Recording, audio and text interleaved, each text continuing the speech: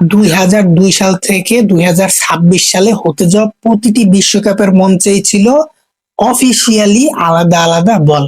আর এই প্রতিটি বলকেই আলাদা আলাদা নামকরণ করা হয়েছে অফিসিয়াল ভাবে। আর এই নামগুলোরই বাংলা অর্থ কি দাঁড়ায় সেটাই আজকে ভিডিওর মাধ্যমে আলোচনা করতে যাচ্ছি। ভিডিওটি খুব ইন্টারেস্টিং হতে যাচ্ছে, সঙ্গে থাকুন। 2002 সালে যেই বলটি অফিসিয়াল ছিল এই বলটির নাম ছিল ফেভার নোভা। আর এই নামটি যদি বাংলা দেখি তাহলে শব্দের অর্থ পাই হচ্ছে জ্বর, আর নোভা মানে হচ্ছে তারা। মিলালে আমরা যেটা পাই সেটা হচ্ছে নতুন তারার উন্মাদনা। বাংলা অর্থ দ্বারা নতুন তারার উন্মাদনা।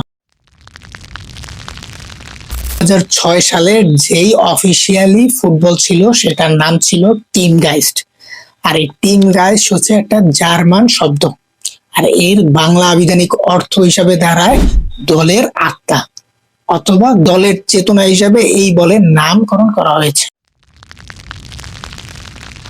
2010 সালের ফুটবলের অফিসিয়াল নাম ছিল জাবুলিন, যাকে ইতিহাসের সবচাইতে গোল রাউন্ডেড বল হিসেবে বিবেচিত করা হয়।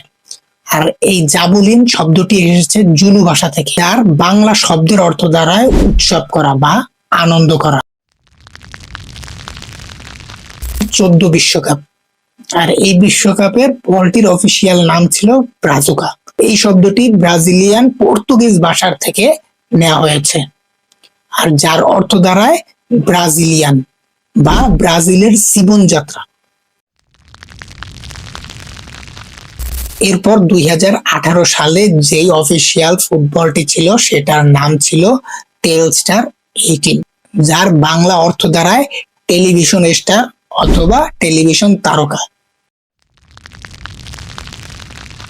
কাতার বিশ্বকাপ, সর্বশেষ বিশ্বকাপের যে ফুটবলটি ছিল তার অফিসিয়াল নাম ছিল আল রিহালা, যে শব্দটি আরবি ভাষা থেকে নেওয়া হয়েছে, যার অর্থ দাঁড়ায় যাত্রা বা অভিযান।